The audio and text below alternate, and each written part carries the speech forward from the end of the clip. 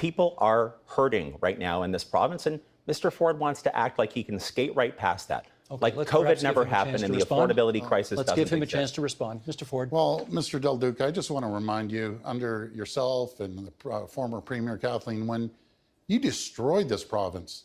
The economy was going downhill quicker than the Canadian bobsled team. It just continued going down. 300,000 jobs left this province. That's 300,000 people couldn't pay their rent, couldn't pay their mortgage, couldn't put food on the table because of your terrible policies. You want to bring back the license plate stickers, as you did, and you raised it every single time.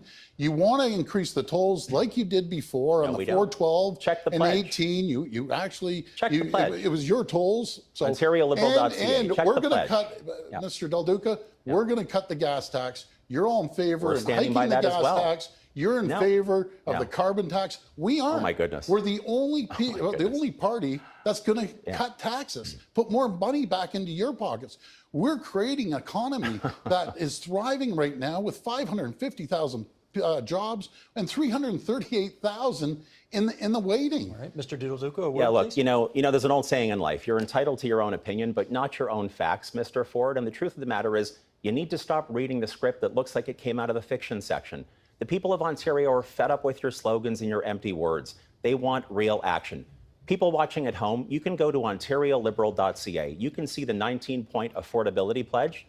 We're going to slash the cost of public transit. We're going to make it easier for you to buy meals. We're going to make it easier for you to pay your rent. We're going to boost the minimum wage. This is a positive plan to make sure going forward you have what you need. Not Mr. more Ford, empty words from Doug Ford and his team. You said you want to do a buck a ride for the fares. 2 years ago, you were on the podium and you were saying it's dangerous to lower fares. So why don't do you know why you're saying plan? it's dangerous? Because why don't you didn't build my plan? Any subways whatsoever. We opened we're the subway building subways, the largest infrastructure. Friends, jumping in, that's our time for this Total round. Fiction. That's Total our time. Fiction. What would you do to make life more affordable for Ontarians? Ms. Horvath, you got the first 45 on this. Thanks, Steve. It's certainly an issue that I keep hearing about no matter where I go in Ontario. People are very worried about what the future holds. Young people are giving up hope that they'll ever buy their own home. Renters are worried about the costs of rents going up. Everyday folks in this province should be able to afford everyday life. And so our plan does a lot of things to help with that. Not only make sure that we address rent controls in this province and make sure people can afford to buy their own homes, but also relieve some of the expenditures that people now are paying out of their pocket. We'll also be making sure we have a $20 minimum wage in this province, getting gas prices into a place where people can afford them by getting Ms. Horvath, thank you. Okay, I'm Lots sorry. of time to pick up on this in a moment. Stephen Del Duca, you're next. This is such an important point. You know, every single Saturday morning I go out to the local grocery store and buy the groceries for my household. So the prices that you see going up in your day-to-day lives, that's something that everyone across this province experiences. Earlier today, standing with members of the new Ontario Liberal team, I signed the affordability pledge that we put forward. 19 specific ideas that will save you real money and make your life easier and more affordable. For example, buck a ride province-wide, $1 transit fares right across this province for municipal and for provincial transit systems. We're going to take 8% off prepared meals under $20, and we're going to give our most vulnerable seniors a $1,000 top-up on their old age security pension while we bring back rent control. These are just some of the ideas in our plan. Very good. Mr. Ford, you're up next. Well, thank you so much. You know, the economy means absolutely everything in this election. Folks, you're going to have a clear choice. You're going to vote for parties, all three of them, that want to hike your taxes, bring back the license plate stickers, and increase the gas tax. All three of them want to do that. I'm cutting the gas tax. I'm getting rid of the license plate stickers, and we're getting rid of the Del Duca Wynne tolls that they put on. We're going to make sure our economy thrives. Under the previous government, we had lost 300,000 jobs. We have gained 550,000 jobs with 338,000 in the waiting. We brought back the auto sector. We're going to be the capital of electric vehicles anywhere in North America. All right, thank you, Mr. Ford. That's time right now. We'll have more time, obviously, to get into this. Mr. Schreiner, you're 45, please. Yeah, affordability is the #1 concern people talk to me about, especially housing affordability, which has gotten so much worse under the current government. a whole generation of young people are wondering if they'll ever be able to afford to buy a home. That's why the Ontario Greens Masterclass Housing Affordability Strategy is about getting speculation out of the marketplace so first-time home buyers have a level playing field. You know what, Mr. Ford, if you want to make transportation affordable for people, let's get big oil out of people's pockets. You can save $2,000 a year driving an electric vehicle. So let's make it affordable for the average person to own them. And when it comes to food prices, why would we pave over the farmland that feeds us?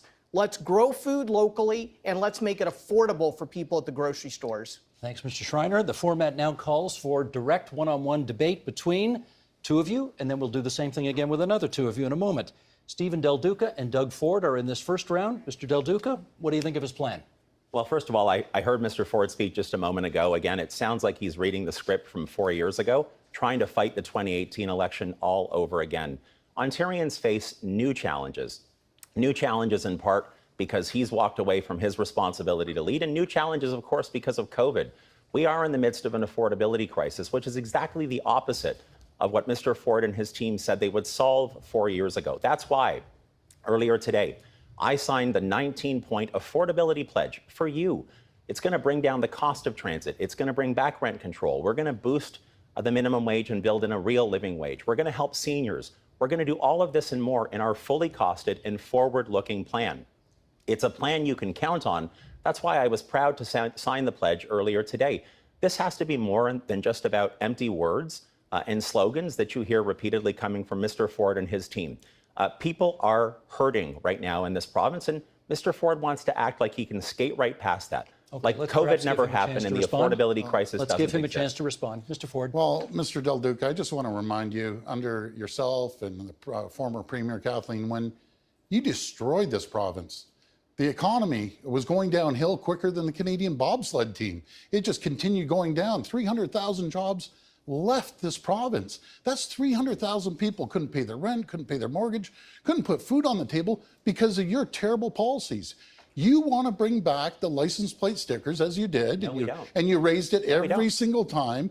You want to increase the tolls like you did before on the 412 and 18. You actually, it was your tolls. So, OntarioLiberal.ca. And we're going to cut, Mr. Del Duca, we're going to cut the gas tax. You're all in favor of hiking the gas tax. You're in favor of the carbon tax. We aren't. Oh, my goodness. We're the only the only party that's going to cut taxes, put more money back into your pockets. We're creating an economy that is thriving right now with 550,000 jobs and 338,000 in the waiting. All right, Mr. Del Duca, yeah, look, please. you know, there's an old saying in life: you're entitled to your own opinion, but not your own facts, Mr. Ford. And the truth of the matter is, you need to stop reading the script that looks like it came out of the fiction section. The people of Ontario are fed up with your slogans and your empty words. They want real action. People watching at home, you can go to OntarioLiberal.ca. You can see the 19-point affordability pledge. We're going to slash the cost of public transit. We're going to make it easier for you to buy meals. We're going to make it easier for you to pay your rent. We're going to boost the minimum wage. This is a positive plan to make sure going forward you have what you need. Last word, not Mr. more Ford, empty words from Doug Ford and his team. You said you want to do a buck a ride for the fares. 2 years ago, you were on the podium and you were saying it's dangerous to lower fares. So why don't do you know why you're support saying my it's plan? dangerous? Because Why don't you didn't support my build plan? any subways Support whatsoever. we opened We're the subway building in subways, the Vaughan. largest Okay, friends, infrastructure. jumping in, that's our time for this Total round. fiction. That's Total our time. fiction. That's our time for this one-on-one. More to come, of course. We'll have another one-on-one now between Mike Schreiner and Andrea Horvath. And Mr. Schreiner, I think you get to go first. Take it away. What do you think of the NDP's plan? Well, first of all, one of the affordability concerns that doesn't get talked about enough in this province is how the affordability crisis is affecting the most vulnerable. You know, Mr. Ford's license sticker gimmick disproportionately benefits households who can afford to own lots of cars. Doesn't do anything for a family that can't afford a car. A kind of family that might be on Ontario Disability Support Payments or Ontario Works, which Mr. Ford has frozen their rates. The Ontario Greens put forward a clear plan to double ODSP rates and Ontario Works so we don't force people to live in legislative poverty. And I'm happy that Ms. Horvath listened to the fact that we were fighting for the most vulnerable in this province and amended the NDP plan. I encourage these other two leaders to do the same, because nobody, when we're in a cost of living crisis in this province, should be forced to live in legislated poverty. Right, You're, Ms. you're Horvath? absolutely right. You're absolutely right, Mike. And the best way to make sure that doesn't happen is by making sure that Mr. Ford doesn't get another term in office, because we've seen his record. There's no doubt that things were bad before Mr. Ford took office, but it's been 4 years and life's gotten harder for folks. It continues to get harder and harder. People are worried that their kids are going to have to move really far distances if they're ever going to be able to own their own home. But in most cases, we're seeing kids staying at home even longer in their parents' houses. And now that's not good for young people, and it sure isn't good for their parents, is what they tell me. So the cost of housing, getting rent control back into Ontario, getting the big oil companies under control by outlawing the gouging at the pumps, which we know is about to happen because there's a long weekend coming up. There's a lot of things we can do to relieve the pressure, Okay, Mr. Schreiner, but we you wanna have come to back make on that? sure that Mr. Ford is not reelected first. When I knock on doors in this province, I don't care where I go in this province, housing affordability is the #1 issue people talk about. A whole generation are wondering if they'll ever be able to own a home. So many people not being able to afford their rent. That's why I'm so proud the Ontario Greens put forward what some have described as a masterclass plan in delivering the housing solutions we need in Ontario. Driving out rampant speculation, because homes should be for people, not speculators. Building more supply without paving over the farmland that feeds us. I want to give Ms. Horvath a chance to comment on some of And these I'm things as well. happy that Ms. Horvath has amended her platform 3 times now to keep up with us on housing. Ms. Horvath. Well, again, the very most important thing is to get a chance to actually relieve the pressure on people and families. And so there's no doubt that Mr. Ford's cuts are only going to hurt more. We need to elect a government that's going to take care of the affordability of life here. Healthcare. As you know, health is the largest chunk of the Ontario provincial budget. Yet, patients continue to endure very long wait times. There are calls for more doctors, for more nurses, for more hospitals. How will you meet these needs? And are you opposed to the expansion of for-profit private healthcare delivery? Again, you have 45 seconds, and Mr. Del Duca will begin with you. Well, like I suspect, like most Ontarians, I was shocked back in February when Doug Ford's hand-picked health minister said that his government would actually relieve the surgical and diagnostic backlog, which is at an epic level right now, by inviting the private sector, private hospitals. Those were the words that she used to come in and help clear the surgical backlog. An Ontario Liberal government will focus on building up public health care. We'll clear the surgical and diagnostic backlog within 2 years by investing $1 billion in new money to make sure that our operating rooms are running 24/7 and on weekends and evenings, that MRIs and CT scans are also boosted. We're going to bring 100,000 new healthcare workers online within 6 years, and we're going to do it within the public system by scrapping Bill 124 and truly valuing our frontline healthcare workers. Thank you very much. Ms. Horvath. Thanks, Althea. You know, the backlogs in surgeries are really hurting people. I met a woman not too long ago who has a knee surgery. She has to have both her knees done, and she's on a long wait list. And she's at the point she can't even go up and down her stairs anymore. And now she's looking to see whether she can afford to buy a new home in this housing market. We do need to clear those surgical backlogs, but we know that our hospitals were on their knees prior to even Mr. Ford taking office. But then he started cutting in healthcare the minute he got elected, and then we had COVID. But privatization is not the answer. And New Democrats have always stood against privatization, notwithstanding that both Liberals and Conservatives brought privatization to home care and long-term care. We'll take it out. Thank you very much, Mr. Schreiner. The key to expanding healthcare capacity in this province and addressing the real wait times that people are experiencing is to invest in people. Nursing vacancies have doubled over the last 2 years. We're now short about 30,000 nurses. And when they're overworked, underpaid, and disrespected by their government through wage freezes, it's hard to recruit and retain nurses. So let's end the wage freezes that are wage cuts. Let's actually invest in ensuring that we have publicly funded, publicly delivered health care. Let's put people before profits when it comes to long-term care. And let's ensure that mental health is health by funding the mental health system we need through OHIP. Thank you very much. Mr. Ford. Well, when we came into office, our healthcare system was broken. You know, it was on the brink. It was already stretched to the max. And we inherited hallway healthcare, very, very clear, and everyone knows it. Our hospitals were crumbling for decades from a lack of investment. Even your Minister of Health said you starved the healthcare system. You stopped talking to the doctors. You know, we have a great relationship with the doctors and right across all healthcare workers, but we're investing back into healthcare with record numbers. We're investing over $40 billion in new hospitals, 50 projects right across every single region. We're hiring 8,000. We've already hired 8,600. Mr. Ford, I'm sorry, I'm going to have to cut you off, but you can continue talking about your record in the face-to-face.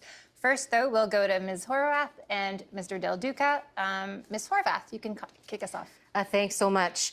There's no doubt that our healthcare system is in a shambles, but it is that way because of years of squeezing hospitals by the Liberal government, and people deserved better than that. The hospitals were on their knees when COVID hit.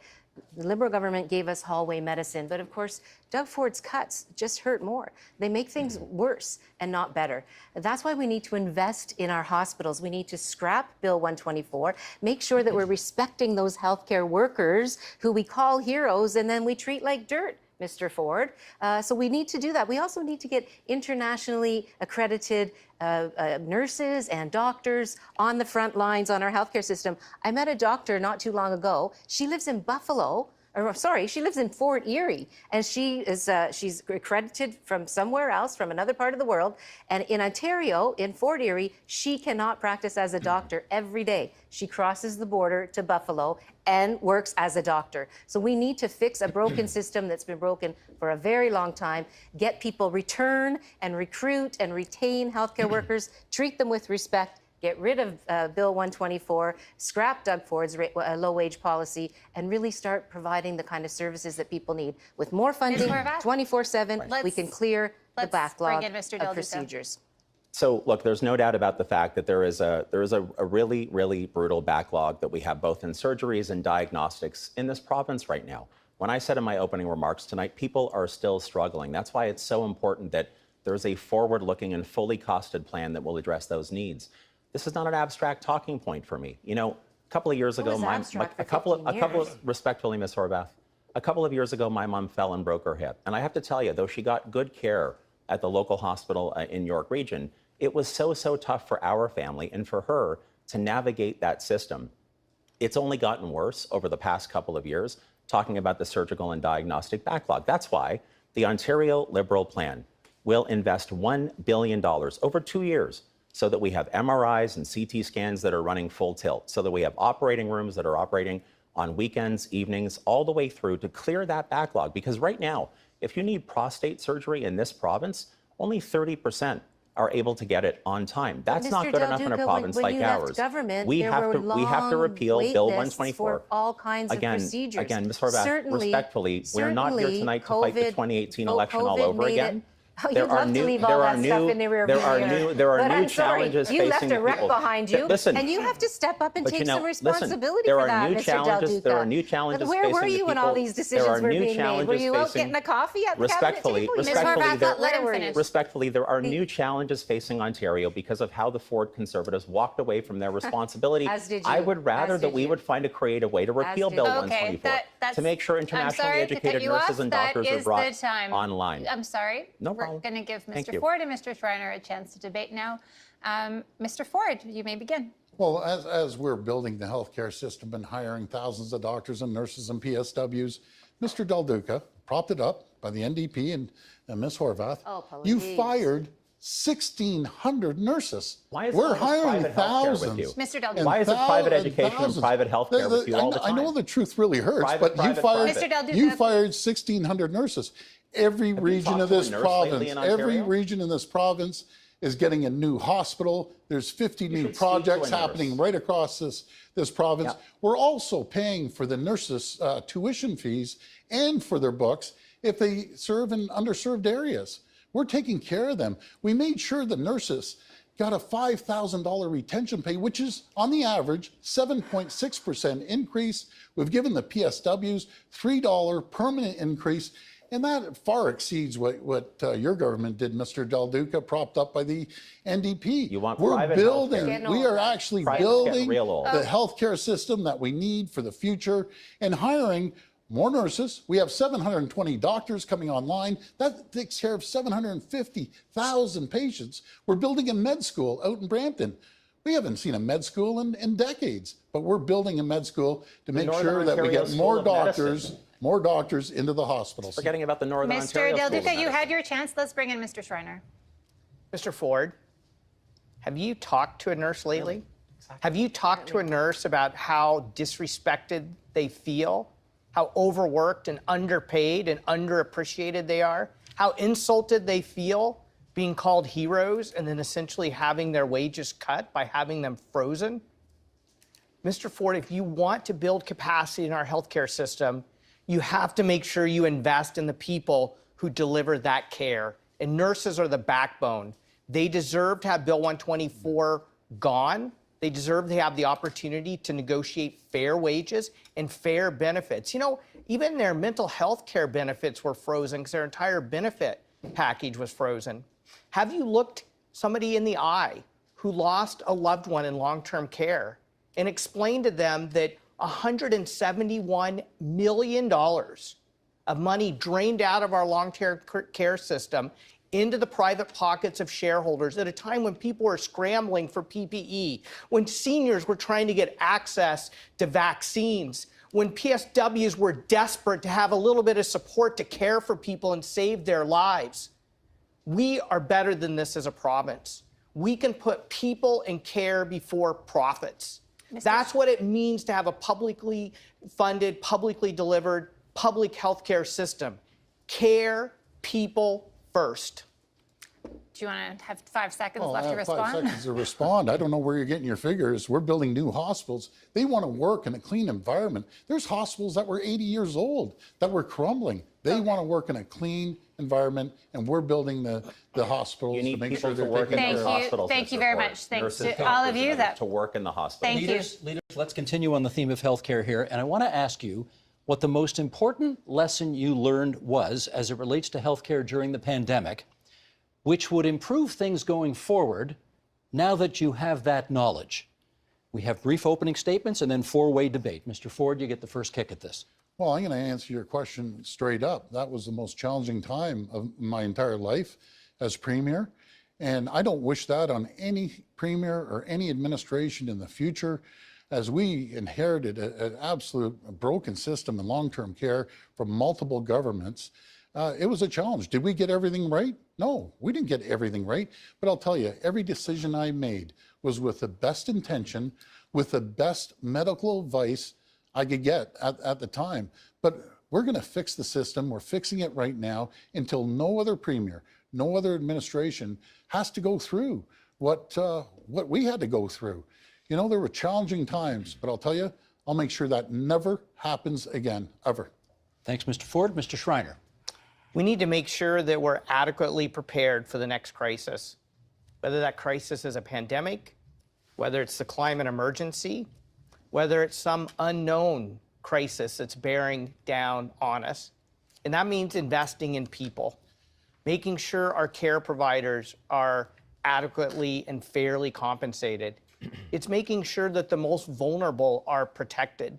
You know, one of the reasons so many doctors say that we should be writing prescriptions for people, for them to access housing or food, is because the most vulnerable who don't have access to housing or food actually put the most pressure on our healthcare system and bore a disproportionate burden during the pandemic. We need to invest in them. Thanks, Mr. Schreiner. Mr. Del Duca, you're up. I think the most important lesson that every leader should have learned during COVID, in particular in healthcare, is that you have to follow the science. You do have to listen to the medical evidence, especially when you're dealing with a public health crisis. Now, everybody watching at home knows that in February 2021, when the science table told the Ford Conservatives don't reopen so rapidly and they ignored it, that made subsequent waves of COVID dramatically worse for Ontario families. And then when he scrambled, he decided he wanted to close playgrounds and give police more powers for carding that bore no relation whatsoever to the challenge that we faced. Yes, we need to get to the bottom of why this province wasn't prepared for sure, But the way to go forward in a responsible and thoughtful way when you're dealing with healthcare crises is to listen to the science and follow it Thanks, in a Mr. thoughtful Del way. Duca. Andrea Horvath, your time. Thanks. Whenever I think about what happened during the pandemic, I think about long-term care and the absolute tragedies that took place there. I think about people like Kathy Parks, who was traumatized by the death of her father in a private long-term care home, a for-profit long-term care home, who basically refused to give him the care that he needed. Lots of families watched as loved ones, as the armed forces showed us when they arrived, dying in long-term care homes of malnutrition and dehydration. Our seniors should have never gone through that, nor should our government have had put a law forward so they couldn't sue and get justice to protect their buddies in private long-term care. Thanks, Ms. A lot more to Horvath. say about this. Okay, we have 5 minutes now of open debate. Mike Schreiner, you get the first kick at it. I want to talk about the fact that we need new solutions to old problems when it comes to our healthcare system. We need to invest in people, investing in the people who provide care, but also investing in the people who need that care. The biggest driver of stress on our healthcare system is actually poverty. Costs our province $33 billion a year.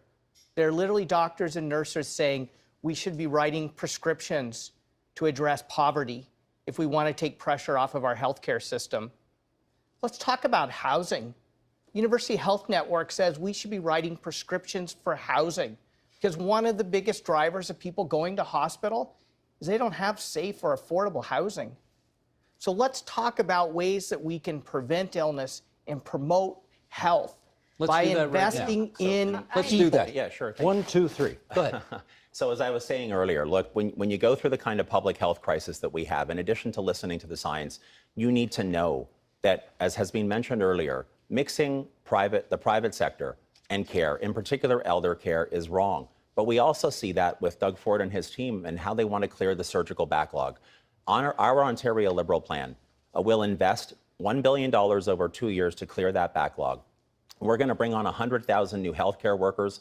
We're going to repeal Bill 124 so nurses and personal support workers get the support and the compensation that they deserve to have. We'll continue to invest in physical buildings, including expanding community health centers, building 15 new CHCs right across the province of Ontario. Ms. Horvath, but you it really okay with does all boil that? down to public You okay versus with all private. that, with this checklist? Doug Ford, who here's, prioritizes private all the Here's what I time. think that we should be thinking about when it comes to our healthcare system. We saw what happened with COVID-19. We should have learned a long time ago that you can't squeeze hospitals. You can't fire 1,600 nurses like the Liberals had done. If I was in charge during the COVID-19 pandemic, I would have made sure people had paid sick days to prevent the virus from spreading. I would have taken care of the kids in schools, made the classrooms smaller to avoid the spread of back into community. I would have made sure that an iron ring was put around seniors in long-term care. How shameful that there was no protection for seniors in long-term care. And instead, this government protected their buddies by preventing them from being sued. Let me get Mr. Ford to comment on that. Hang on. We should let him. You've made an allegation. We should let him respond to that. Mr. Ford. I'll tell you, one of the biggest challenges when it first started was the PPE. Mr. Del Duca, you left the cupboards empty. I'll never forget it. Them calling me up and saying we have 5 days of PPE because the Liberals didn't restock it. And right away, I gave a shout out to industries, and within 2 days, 26,000 companies came online on our portal. And now we'll never rely on any other jurisdiction, any other country in the world for PPE. 3M is manufacturing millions and millions of N95 masks. We have surgical masks, we have gowns, we have face shields. Okay. We have everything that will never have to be in that position there was a ever comment here. again. Hang on. And Stephen Medline. level there. Stephen Del Duca first. Stephen Del Duca. There was a criticism there. Look, there's no doubt in my mind the people of Ontario have an exceptional capacity to rise to the occasion of a challenge. But I want to understand better. I think people at home do as well. Why, when the science table told you in February 2021 to not reopen so rapidly, why did you choose to do so? And then why did you tell little kids like my own daughters that they couldn't go to playgrounds and that police should have more power to trample on charter rights indiscriminately? okay. Why was that your Let's solution in the get an midst of answer. that moment of crisis? You don't have a Why? great record Why with then? parties. You know, Why Mr. then? Del Duca, as I said earlier on, folks, Was everything perfect? No, it wasn't perfect. But if there was an issue, I'll get up there. I made the change. I apologize. But Playgrounds and let's police. just talk about that Playgrounds for a minute, and police. Mr. Del Duca. For 2.5 years, literally 24/7, I was working on this pandemic. It's easy to sit back from the sidelines when you didn't have to make the tough decisions that I had to make and criticize. You have the easiest job if you Mr. just Ford, sit there and criticize. Mr. Ford, When you have to make the respectfully, tough Mr. Ford, decisions, Mr. I'll Ford, make sure respectfully, this is the no job future that you signed premier. up for 4 years I will- ago. you know You something? asked for people And I- to and I- support you and I- 4 you know years ago. something? You ran to be premier. Mr. You Del must Duca. accept Gentlemen, responsibility. very good. That is You've right. both made your That is points. right at the core. Calm down here. That You've is both right- made your that is points. right at the core of the Can I job please that you have signed up for. we need the last 25 seconds. Mr. Del Duca, Oh, my goodness. Mr. Del Duca, please. Can I please? You ran for the job. Excuse me. Can we please save 20 seconds for Andrea Horvath to respond? So I did want to say that one of the things we have to acknowledge is that there's still a lot of people suffering from COVID in terms of mental health challenges, people that lost their businesses. Mr. Ford got the calls from Walmart and they did well, but small businesses lost a lot. People lost loved ones. We have to take care of folks' mental health in this province, and then we have a plan to do exactly Okay, that. that's With healthcare? mental health through your OHIP card, not That's your credit healthcare. card. Now, Mr. Ford took $6,000 out of minimum wage workers' pockets, and now he has Bill 124, a low-wage policy that not only affects workers in the public sector, but now it's spreading into the private sector. And people are on strike for good wages because Mr. Ford's buddies figured out that he's setting a stage for a low-wage economy. And so we have LiUNA on strike. We have carpenters on strike. We have Ms. Horvath, drywallers on let strike. Mr. Ford come in because That's he your wanted to low-wage address your point. economy, Okay, well, Mr. Ford. You know something, I appreciate your comments, but they're totally inaccurate. We're the only government. We had more housing starts than we've ever seen in 30 years. No, We've we had can afford the more housing. rental starts than we've ever seen in 30 years. You know, Ms. Horvath and Mr. Del Duca and Mr. Schreiner, I'm the only one that wants an to old build. story. There isn't any building or question any is who building you- development that but Mr. you Ford, aren't the- against. the question is, vote who do you no want to build against for? Absolutely You don't want to build for everything. hardworking families in Affordable this housing. province. You want to line the pockets of your political You want donors. to talk about the hardworking You do. men Mr. and Del women Duca, that build? let him finish. You know, Ms. Horvath, for years, the union supported you. Well, guess what? The Boilermakers don't support you. LiUNA doesn't support you anymore, and the electrical workers don't support you. You've lost touch. You're out of touch with the hardworking men and women. I think you need to look in the mirror, Mr. Ford. When Who's out of the touch is- trade who's unions out are of touch supporting is a us for the premier first time, who's they know in we're it. going to get it done, Okay, who's out of and touch we're is going to a spend premier money who's on in it. infrastructure. Please, That's please why they're let supporting Mr. us. Schreiner. They I don't think I need believe a in little you bit any of time longer. here. In it for his You- buddies. I think I need a You've little lost time it. here. That's what it's all Mr. about. Ford says he wants to build. His own budget predicts that housing starts this year will actually be 13,000 homes less than last year. What he wants to build is he wants to build a fiscally and environmentally reckless highway. Not only is this highway wants to build a bank 413 account for his and buddies. Bradford That's what he's bypass building. bad enough, but then he rerouted the highway just to be able to support a few additional land speculators who are going to get even wealthier off of this highway, putting it through a more even reckless environmentally path. The Bradford bypass. When a golf course donor said, hey, we don't want it through our golf course, he rerouted it around them. He will roll out the red carpets for the Amazons of the world and the big box stores of the world. But when it comes to supporting local farmers, he'll pave over their farmland, hurting our economy. When it comes to protecting us from we had an flooding endorsement from and the the farmers. climate change, That's the he'll difference. pave over the wetlands that clean our drinking water and protect Mr. us. Schreiner, if it was up to you and up to the three of you, you wouldn't build nothing.